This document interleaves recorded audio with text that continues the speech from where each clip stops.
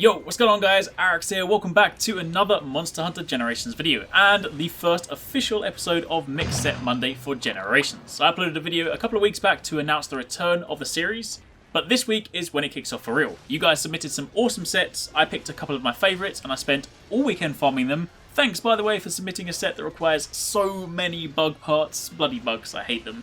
Anyway, that aside, in today's episode I'm going to be showcasing two armor sets. This won't always be the case, some weeks it will only be one.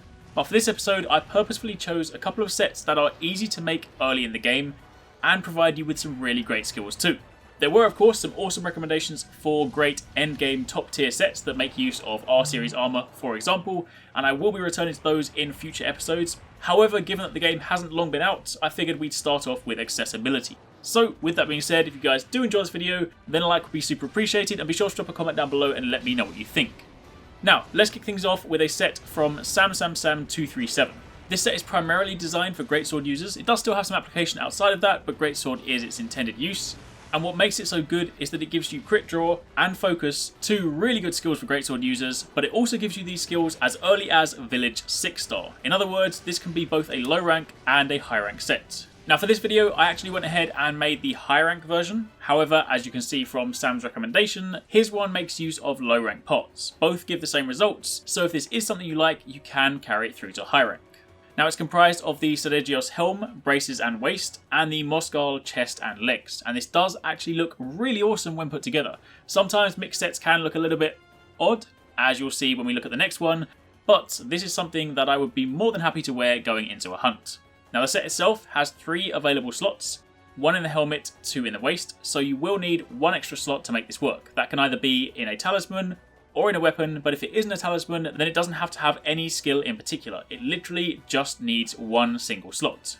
You then simply need to make 2 draw jewels and 2 charger jewels, slot them in, and you then have crit draw and focus. Now crit draw increases the affinity for all draw attacks by 100%, and given the nature of greatsword play, a lot of the time you will be adopting that hit and run strategy. You run in, you draw straight into a charge, you do a few more hits, you sheath, you run around, reposition and repeat. So this is something you will, without a doubt, get plenty of use out of. And second to that is focus. Now focus speeds up the charge time on longsword, charge blade, switch axe and dual blade gauges, as well as the charge attack for greatsword, hammer and bow attacks. So if we take a look at this side by side for a second, you can see on the left is the regular greatsword level 3 charge time, and on the right is with focus. So these two skills together will mean that you will very easily be able to draw into charge, unleash your full attack, and still have time to evade if needs be.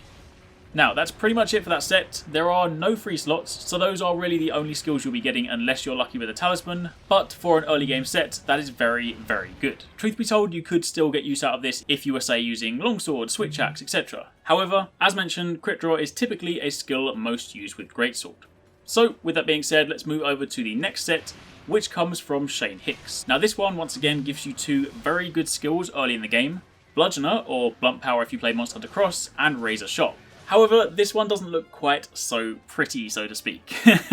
It's comprised of the Khonshu Helm S, the Bernabra S chest and legs, and the Bone S gloves and waist. It's also worth mentioning that Shane's original recommendations actually made use of the low rank Bernabra chest, as it has +2 in sharpness, whereas the high rank one only has +1. So if you do end up going high rank for more defense, as I did in this case, then you will need a single razor jewel on top.